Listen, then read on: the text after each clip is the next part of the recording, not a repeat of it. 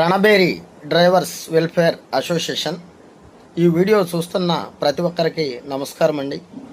మిత్రులారా, ప్రధానంగా డ్రైవర్ మిత్రులు నిన్న ఈ సుధాకర్ని ఎంతమంది తిట్టుకున్నారు? అయితే నేను చెప్పింది వాస్తవం మిత్రులారా. అది రోడ్ల మీద మనం చూస్తూ ఉన్నాం అనేక ప్రమాదాలు. తెల్లారి లెగుస్తూ ఉంటే వాట్సాప్ గ్రూపుల్లో మనం చూస్తున్నాం ప్రమాదాలకు గురైన అసోసియేషన్లు ఎన్నో తీసుకొచ్చి పెడుతూ ఉన్నాయి. అలాగే ఎన్నో మన అసోసియేషన్లు దృష్టికి రావటం జరుగుతుంది. అలాగే సోషల్ మీడియాలో ఓపెన్ చేసి చూసుకున్నట్లయితే అనేక రకమైన ప్రమాదాలు.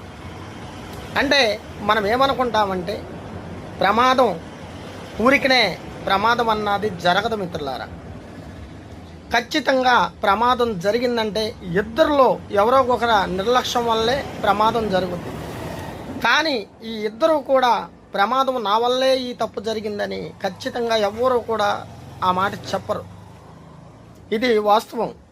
మీరు నమ్మినా నమ్మకపోయినా ప్రమాదం అంటే ఎవరో ఒకరు తప్పు లేకుండా జరగదు కదా. అనేక రకాలు ప్రమాదాలకి మన డ్రైవర్స్ గురవటం జరుగుతుంది మిత్రులారా.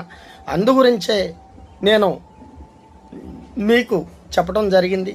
దయచేసి ఎవరు కూడా దానికి బాధపడాల్సిన విషయం లేదు.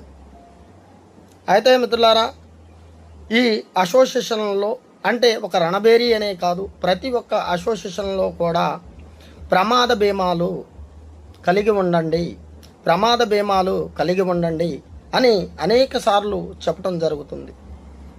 అంటే దేని గురించి చెప్పడం జరుగుతుందంటే, కనీసం మనకి అన్ని సౌకర్యాలు ఉంటే మన భార్య బిడ్డల్ని వదిలిపెట్టి మనం డ్యూటీలకు వెళ్తామా? అయితే మనం పొద్దుండే వెళ్ళి సాయంత్రానికి వచ్చేవాళ్ళం కాదు.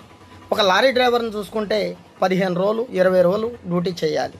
ఒక బస్సు డ్రైవరు ఇదివరకు ఒక రెండు రోజులకో 3 రోజులకో ఒకసారి ఇంటికి వచ్చేవాడు. ఇప్పుడు బస్సుకు కూడా అలా లేవు. కనీసం 4-5 ట్రిప్పులు వేసి రావాలి. ఈ 4-5 ట్రిప్పులు అంటే 10 రోజులు 15 రోజులు వ్యవధి పడుతుంది.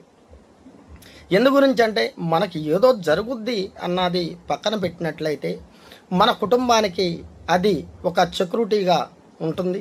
దయచేసి అంటే మనం ఈ ప్రమాద బీమా కట్టంగానే లేకపోతే కాలు ఇరిగిపోవాలా, చెయ్యి ఇరిగిపోవాలా, లేకపోతే మనం చనిపోవాలా అని తప్పుగా భావించొద్దు. కనీసం ఈ రోజున పోస్ట్ ఆఫీస్లో చూసుకుంటే 755 రూపాయలు ఇన్సూరెన్స్ ఉంది. అలాగే స్టేట్ బ్యాంకులో చూసుకుంటే